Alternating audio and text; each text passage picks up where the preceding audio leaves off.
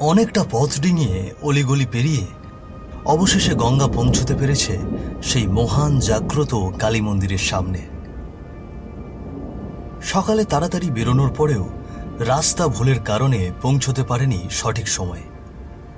অনেক দিন ধরেই স্বামীর অসুস্থতার জন্য ভুগে চলেছে গঙ্গা। লোক মুখে শুনেই তাই জাগ্রত কালী মন্দিরে এসেছে স্বামীর মঙ্গল কামনায়।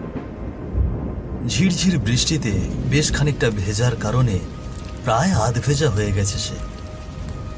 মাথায় ঘোমটা, হাতের পুজোর থালা নিয়ে প্রায় কাঁপা কাঁপা ক্লান্ত কণ্ঠে কালী মন্দিরের সামনে দাঁড়িয়ে আছে সে। এর জন্যই সবাই বলে এই কালী মন্দিরে একা একা আসা উচিত না। রাস্তার কোনো ঠিক ঠিকানা নেই। এত পথ ডিঙিয়ে কতবার রাস্তা ভুল করে তারপরে এসে পৌঁছালাম। ছেলেকে সাথে নিয়ে আসলেই ভালো হতো। অন্তত একা একা এত রাত পর্যন্ত এখানে ঘুরতে হতো না। যা হোক, জাগ্রত কালী মন্দির বলে কথা, মায়ের ধানে মাথা ঠেকেই চলে যায়। এত রাতে কোনো পুরোহিত মশা পাবো বলে তো মনে হচ্ছে না। একা একাই পুজো দিতে হবে। এই বলে গঙ্গা মন্দিরের ভেতর ঢুকে পড়ল। পুজো শেষে বাইরে এসে দেখল দমকা হাওয়ায় যেন সবকিছু উড়িয়ে নিয়ে যেতে চাইছে। বিদ্যুতের ঝলকানিতে চারপাশে যেন উজ্জীবিত হয়ে উঠেছে। এই কি, এইটুকু সময়ের মধ্যে এত জোরে জোরে বৃষ্টি শুরু হয়ে গেল, জোরে জোরে বাজ পড়ছে। এখন এর মধ্যে আমি বেরোবো কেমন করে? কিন্তু আমায় যে আজ রাতের মধ্যে ফিরতেই হবে। পুজোর ফুল খোকার বাবার মাথায় না ছড়ানো পর্যন্ত তো শান্তি হচ্ছে না। এবার কি করি? খিদে পেয়েছে ভীষণ। হতবম্বের মতো ঠায় দাঁড়িয়ে রইল গঙ্গা। প্রতিকূল অবস্থায় পুজো দিতে আসাটাই ভুল মনে হচ্ছে তার। একে তো সকাল থেকে বিভিন্ন জায়গায় ঘুরে ঘুরে অবশেষে মন্দিরে দেখা পেয়েছে সে। তার উপর ফেরত যাওয়ার সময় প্রকৃতির এই বিরূপ খেলা। একবার গঙ্গা মনে মনে ভাবে পাশের দোচালায় গিয়ে সামান্য সময়ের জন্য আশ্রয় নেবে। ও মা গো, মরে গেলাম। কে কে এখানে? কে আমার পা ধরে টান মারলো? আমি কষ্ট অনুভব করেছি, কিন্তু কাউকে তো দেখতে পাচ্ছি না। ভয়ার্ত দৃষ্টিতে তাকিয়ে চারপাশে খুঁজতে লাগলো গঙ্গা, কিন্তু কোথাও কারো দেখা মিলল না। আতঙ্কে গঙ্গার গলা শুকিয়ে আসছে। বাইরের ঝড় যেন কঠিন থেকে আরো কঠিনতর হয়ে উঠতে লাগলো। বৃষ্টির কারণে খুব বেশি দূর দেখা যায় না, তবে বিদ্যুতের ঝলকানিতে কয়েক সেকেন্ডের জন্য চারপাশ দৃশ্যমান হয়ে আবার হাওয়ায় মিলিয়ে যায়। দমকা হাওয়ায় যেন সব উড়িয়ে নিয়ে যেতে চাচ্ছে। আধ ভেজা অবস্থায় পড়ে রইল গঙ্গা। কে? কি দেখছি আমি কি ভুল দেখছি? বিস্ফোরিত চোখে চেয়ে রইল গঙ্গা। তার পিছনে যে এসে দাঁড়িয়েছে সে কোনো সাধারণ মানুষ নয়, এক হাড় জিরজিরে চেহারার বৃদ্ধ মহিলা, যার চোখের কোটর এত সাদা যে দেখে মনে হচ্ছে তার ভেতরে কোনো মণি নেই। শরীর রক্তশূন্য, ফ্যাকাশে, শুকিয়ে কঙ্কালসার হয়ে যাওয়া একখানা শরীর। দেখতে দেখতে মানুষের মতো হলেও এ কোনো সাধারণ মানুষ নয়। উপরন্তু মনে হচ্ছে সে কোনো জীবিত মানুষও নয়।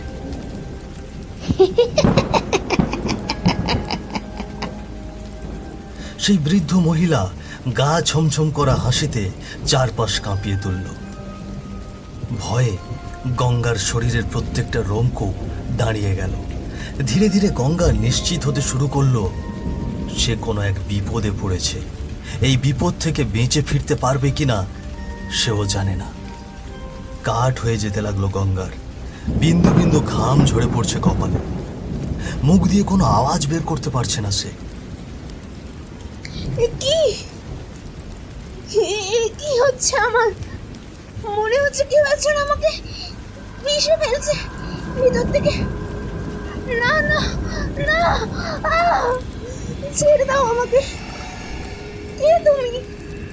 কি যাও আমার কাছে, ছেড়ে দাও আমাকে দয়া করে।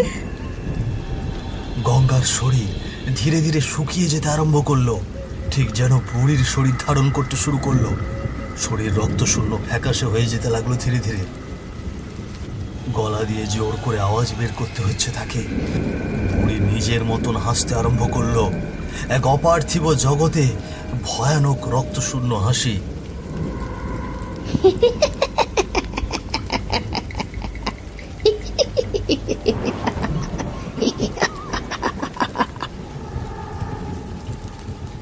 না না,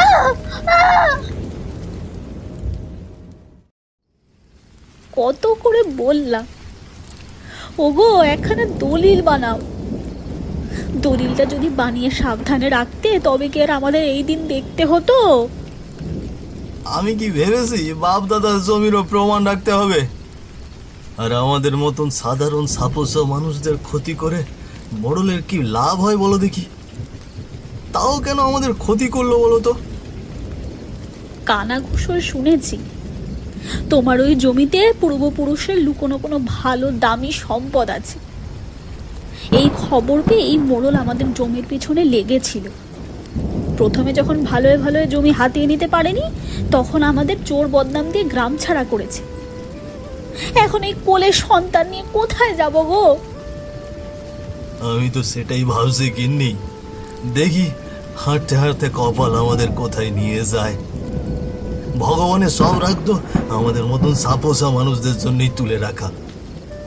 কখনো বড় লোকরা আমাদের মতো বিপদে পড়েছে দেখেছো? কোন জন্মে কি পাপ করেছিলাম কে জানে। বিমলগড় গ্রাম থেকে পলাশ আর তার স্ত্রী রূপা সাথে 2 সন্তান নিয়ে এই প্রতিকূল পরিবেশে হেঁটে চলেছে জঙ্গলের পথ দিয়ে।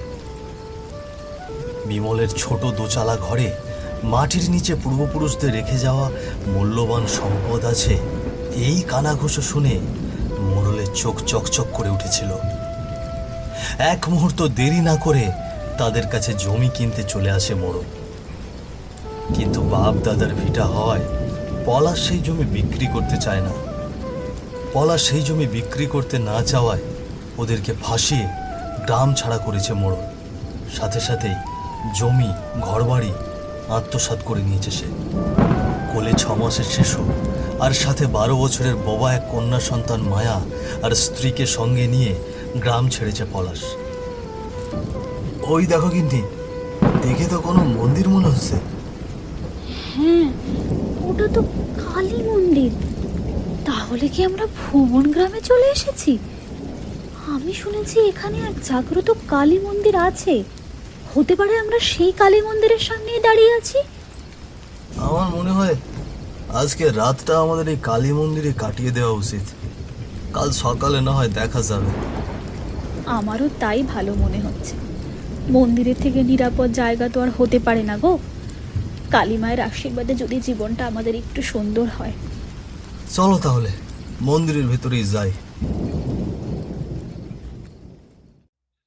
তারা পুরো পরিবার সেই রাতটা মন্দিরের ভেতর কাটানোর পরদিন বাইরে বেরিয়ে এসে খেয়াল করলো পাশেই একটা দোচালা চায়ের ঘর। দেখে বোঝা যাচ্ছে সেখানে বহুদিন ধরে কেউ থাকে না। দেখো গিন্নি, ওই পাশের ওই দোচালা ঘরটা দেখে তো মনে হচ্ছে এখানে কেউ থাকে না। মন্দিরের পাশে তাই হয়তো এই জায়গাটা বানানো হয়েছে। কেউ যদি না থাকে তবে তো আমরা এখানে থাকতে পারি কিছুদিন। আশেপাশের লোকজনেরা পুজো দিতে এলে তাদের জন্য আমি তো চা বানাতে পারি। যদি জায়গা কারো না হয় তবে এখানে আমি একটা চা ঘর বানাই। কিন্তু এটা যে কারো জায়গা না সেটা বুঝবো কেমন করে? এ কি আপনারা কারা? মায়ের মন্দিরে পুজো দিতে এসেছেন বুঝি? আপনি কি মন্দিরে পুরোহিত ঠাকুর মশাই? হ্যাঁ, আমি পুজো দেই। একটা সাহায্য করতে পারবেন? আমরা ভীষণ বিপদে পড়ে নিজেদের ঘর বাড়ি ছেড়ে এই গ্রামে এসেছি। আমাদের থাকার কোনো জায়গা নেই। এই বৃষ্টির মরশুমে ছোট ছোট 2 বাচ্চা নিয়ে কোথায় যাব, কিভাবে বাঁচবো বুঝে উঠতে পারছি না। এই দোতলা ঘরটায় যদি কেউ না থাকে তবে আমি সাইড দোকান দিতে চাই। রাত হলে এর ভিতরেই কোথাও গুটিসুটি মেরে রাত কাটাই দিব আমরা। দোতলা ঘরটা কি অন্য কারো? সত্যি বলতে এই দোচালা ঘরটায় থাকার মতন কেউ নেই। কালী পুজোর সময় এখানে মেলা বসে, তখন কয়েকজন এসে এইখানে মেলার দোকান বসায়। তোমরা চাইলে এখানে থেকে চায়ের দোকান দিতে পারো, তবে তোমাদের সাবধান করে দিচ্ছি, বর্ষার প্রথম কৃষ্ণপক্ষের 2 দিন এইখানে থাকা যাবে না। তখন এই মন্দিরের ধারে কাছে কেউ আসতে পারে না। যদি তোমরা সেটা মেনে নিয়ে এখানে থাকতে পারো তবে থাকো। অনেক উপকার করলেন ঠাকুরমশাই, বউ ছেলেমেয়েরে নিয়ে রাস্তায় রাস্তায় থাকতে হবে না। তাই ঢের, ওই 2 দিন না হয় অন্য কোথাও চলে যাব।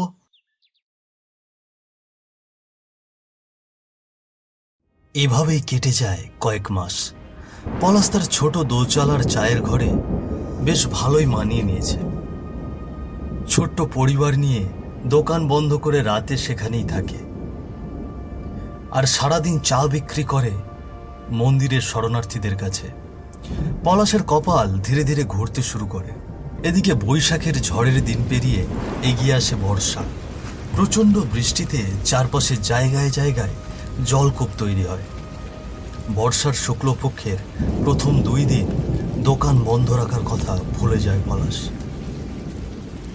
আজ বড় মাঠে খেলার প্রতিযোগিতা আছে বিনি, কি আর করার আছে বলো, এই বাচ্চাদের আর তোমায় রেখে যেতে হবে। শোনো শোন মায়া, ছোট ভাইয়ের খেয়াল রাখিস, তোমরা সাবধানে থেকো, আমি চা দিয়ে আসি। বাচ্চাদের ছোট্ট চালায় রেখে চা নিয়ে চলে যায় পলাশ। মাঝ রাস্তায় পুরোহিত মশাইয়ের সাথে দেখা হয়ে যায় পলাশের। এগি পলাশ, তুমি এখানে? বড় মাঠে আজ প্রতিযোগিতা আছে ঠাকুরমশাই, আমাকে গরম চা দিয়ে আসতে বল, তাই নিয়ে যাচ্ছি। কি সর্বনাশ, তুমি আজ দোকান খোলা রেখেছো? তোমায় না বলেছিলাম পলাশ, শুক্লপক্ষের 2 দিন দোকান বন্ধ রাখতে? সর্বনাশ করে ফেলেছো। আমি একদম ভুলে গেছি ঠাকুরমশাই, কিন্তু এই 2 দিন দোকান খোলা রাখলে কি হবে? তোমার দোকানে কোনো মানুষ আছে? না, আজ তো কেউ আসেনি দোকানের আশেপাশে। ঘরে আমার 2 বাচ্চা আর বউ রেখে এসেছি। আয় ভগবান, এ কি করেছো তুমি? শিগগির চলো, নইলে কাউকে বাঁচাতে পারবো না। মানে কি বলছেন আপনি পুরোহিত মশাই? শোনো তবে। এভাবে হয় না মা, শহরে আমার সংসার আছে, আমার বউ ছেলে মেয়ে আছে। তোমাকে কত করে বলেছি শহরে চলো, কিন্তু তুমি তোমার এই শ্বশুর বাড়ি ছেড়ে কোথাও যেতে চাও না। তোমার জন্য কি আমিও এখানে পড়ে থাকবো? তুমি এখানে পড়ে থেকেই মরো, আমি চললাম শহরে। আমার পক্ষে আর এখানে থাকা সম্ভব না। কিন্তু বাবা, এটা তো তোর বাপ দাদার ভিটা, আমি জায়গা ছেড়ে কি করে যাই বলতো? তুই তোর মায়ের সাথে এমন ব্যবহার করছিস। আমার কি কোনো জীবন নেই? তুমি এখানে থেকেই পচে মরো, আমার সাথে আর যোগাযোগ করবে না। আমি চলে গেলাম। আমার সাথে যখন যেতে চাইছো না, তখন আমার সাথে তোমার সব সম্পর্ক শেষ। ওরে খোকা, যাস না রে, যাস নে রে বাপ আমার, আমি যে বড় একা হয়ে যাব। আজ আমার এই শেষ সময়ে আমার ছেলে আমার সাথে নেই। এই শরীর নিয়ে আমি আর কি করব?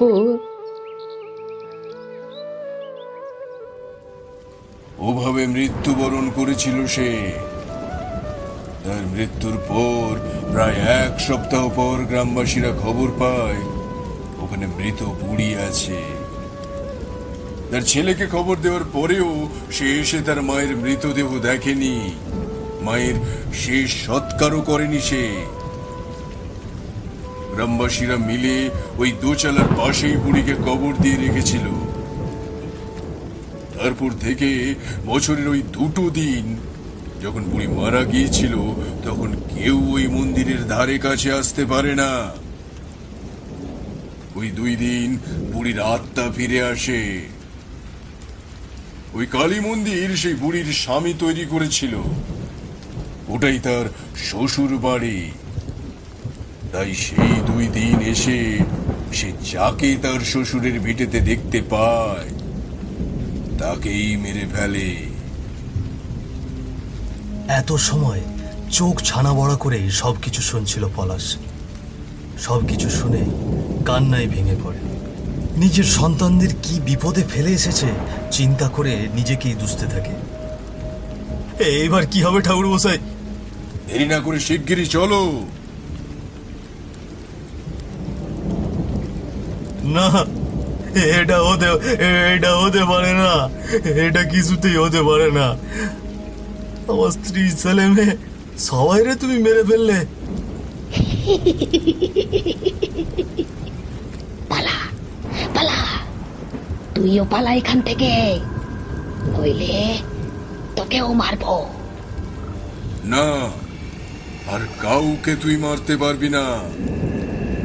তোর ছেলের উপর রাগ দেখাতে গিয়ে তুই এই গ্রামের অনেক মানুষকে মেরে ফেলেছিস। আমি ভেবেছিলাম তোর প্রতিশোধের আগুন ধীরে ধীরে নিভে যাবে, কিন্তু তুই আর শুধরাবি না।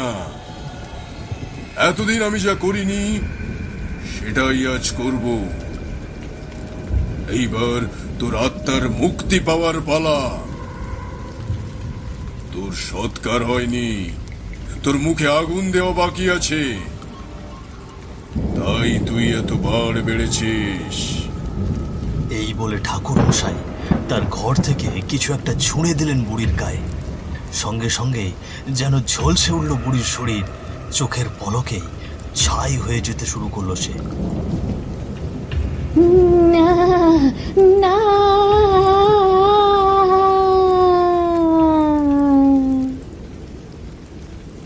ও আমার বউ ছেলে সবাইকে মেরে ফেললো, এবার আমি কি নিয়ে বাঁচবো? জীবন এরকমই বাবা, ভগবান কখন কাকে কোন মোড়ে এনে দাঁড় করাবে কেউ বলতে পারে না। আমার সারা জীবন আফসোস থাকবে কেন আমি এই কাজটা আগে করিনি। তোমাকে এখন শক্ত হতে হবে বাবা। আজকের পর থেকে এখানে আর কেউ মারা যাবে না। আমরা গ্রামবাসীরা মিলে বুড়ির কবর থেকে কঙ্কাল উঠিয়ে তার সৎকারের ব্যবস্থা করব। বুড়ি খুব কষ্ট পেয়ে মারা গিয়েছিল। আশা করি ওর এই যন্ত্রণা এবার শেষ হয়েছে।